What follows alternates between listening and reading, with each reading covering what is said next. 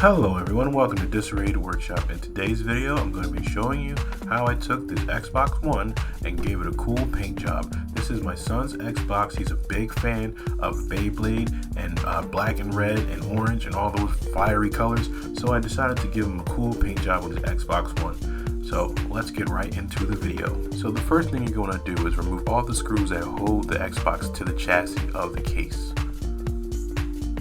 Be very gentle when taking everything apart.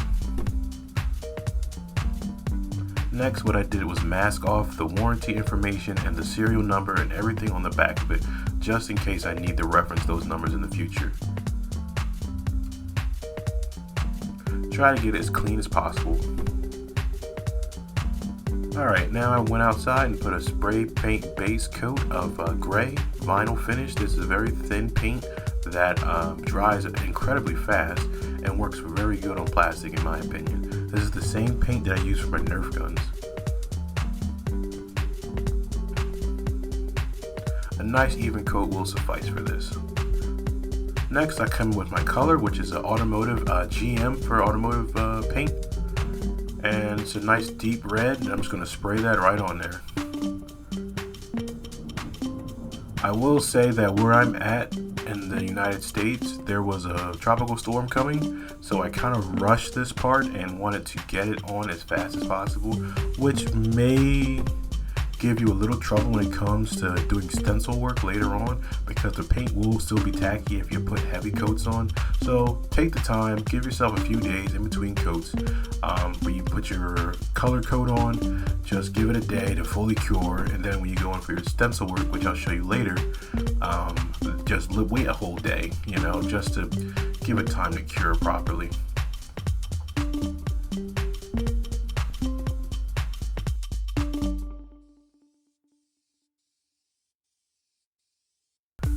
Alright, so next I went over to my vinyl cutting machine and printed out a camo stencil pattern. I copied this pattern about 3 times to give 3 different color effects. And with giving more than one texture, it will give it a sense of depth when you use different varying colors.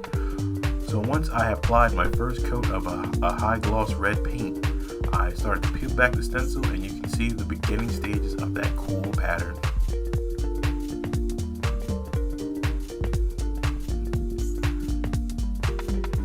And this is what it looks like after my third pass with it. You can see that I give it a good textured layer.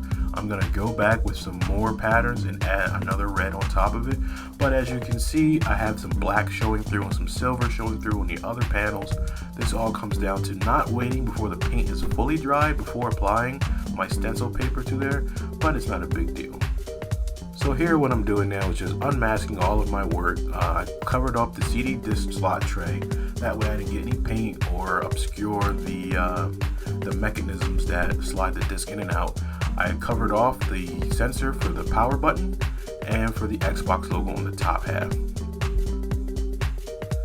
I'm not sure if it's 100% necessary. I don't know what the mechanics is, but I did not want to get paint on it just in case it's touch sensitive and that the paint would create a barrier that would stick between the button and your fingertip. So now I'm just unmasking all of my paint. This is the front part, what I was just talking about. And this has a ribbon on the inside of it that connects to the Xbox, and I didn't want to get paint on any of it, so I just went extra careful and just started masking everything, which I highly recommend.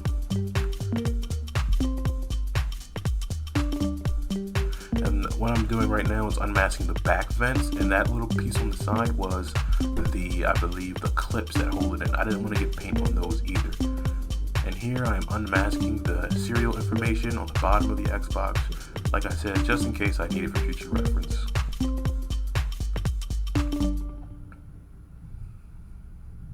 So now I'm going to put the screws back in, same as before. This is that piece I was talking about. There is a screw located right underneath that chip. So just remove the 2 screws and pull up, and it should be able to get access to it.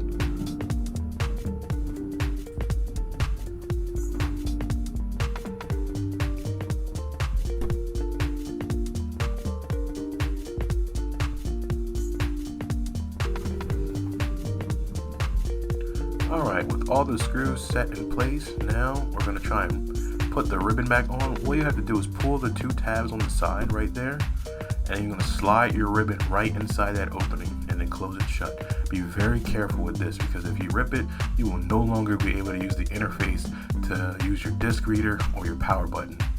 As you can see, this Xbox has been through some wear and tear already. It's got a broken chip piece there, but it's not a big deal. The other clips will support it. Alright, so now that those are back in place, I'm going to just reassemble everything. Everything more or less just fits together in like a puzzle pattern. It kind of all snaps together. I will say that the Xbox is a little bit more finicky to put together than the PlayStation 4s that I've done. Well, the Xbox One S is a lot easier. It's just the old school Xbox One. It's a little tricky. So now I'm going to slide this piece back in. This is the button you use for the sync of your controllers. And then we're going to put the vent cover on it. And I decided to keep that black.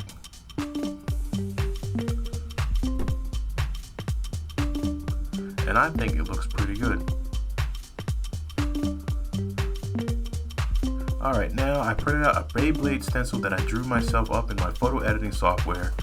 And I'm just going to get the placement right before I start applying paint. One thing I will say is I added black paint to this and it bled through it really bad, but I remedied the situation by adding another red stencil on top of it, and it kind of worked with the whole theme of it, in my opinion. So sometimes you just turn, what did Bob Ross say? Happy accidents, you know, there's no mistakes, just accidents, and you just roll with the punches. Yeah, in retrospect, this is too much paint. It bled through in one of the really thin areas of it, but I think I was able to remedy it pretty well. Now I'm adding a stencil. My son's screen name, what he's going to be going by, is Inferno Blader. Again, it's a Beyblade reference, so I said why not, I'll throw it on there and surprise him with it. And Inferno Blader itself gives a real good theme to the whole motif of this Xbox, a real fiery blaze look.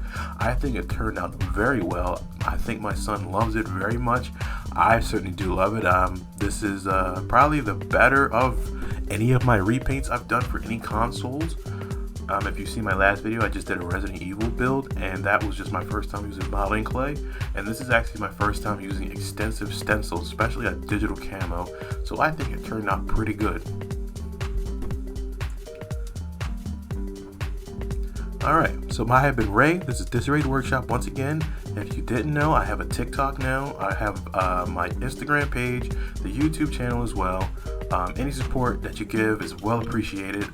I'm trying to get to 100 subscribers on my Instagram and on my on my YouTube by the end of the summer, September. I'm at 56 on my YouTube channel and 32 on my Instagram. Any support you guys give is well appreciated. Thank you and have a great day.